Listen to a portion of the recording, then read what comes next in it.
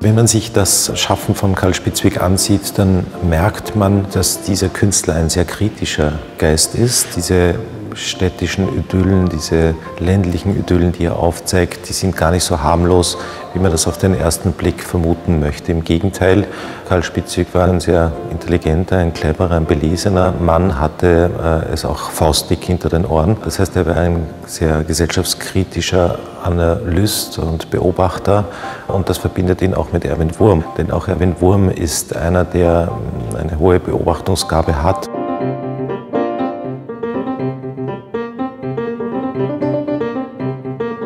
Ich habe nur ein Bild gekannt. Der arme Poet in seinem Zimmer oben schreibend mit dem Regenschirm, trostloses Bild. Mag ich nach wie vor nicht. Und ich habe mir gedacht, das ist so langweilige Biedermeier-Jammerei. Wie ich mir angeschaut habe, was er macht, dann bin ich drauf gekommen, also erstens, er ist subversiv, zweitens, er ist auch ein Spötter. Also er macht sich über seine Gesellschaft, über seine Zeit, über bestimmte Charaktere seiner Zeit und Zustände, kommt Metternich-Staat, Kontrolle, Zensur und so weiter, lustig. Also er spottet über die, und das fand ich interessant, weil das sozusagen eine Waffe sein kann.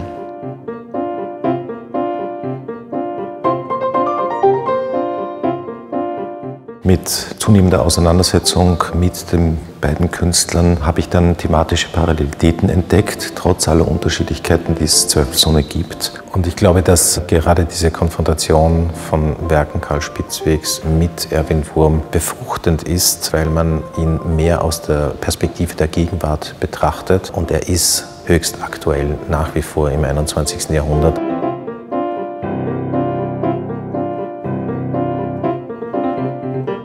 Das Narrow House, das ist ja mein Elternhaus quasi, ein Abbild meines Elternhauses, nur auf 1 Meter reduziert, gequetscht eigentlich. Und man geht hinein und sofort hat man ein klaustrophobisches Erlebnis, ein Erlebnis der Enge, die einer bestimmten Zeit zuordnenbar ist. Insofern meint eine sozusagen Gesellschaftskritik, die eine bestimmte Zeit betrifft. Das ist ein sehr gutes Gegenüber für die kritischen Werke eines Spitzwegs, der eben Werke von gescheiterten Existenzen präsentiert, Persönlichkeiten, Betrunkene, beispielsweise Bettler oder ein Freudenhaus, das sich aber eben als Hutmachersalon tarnt.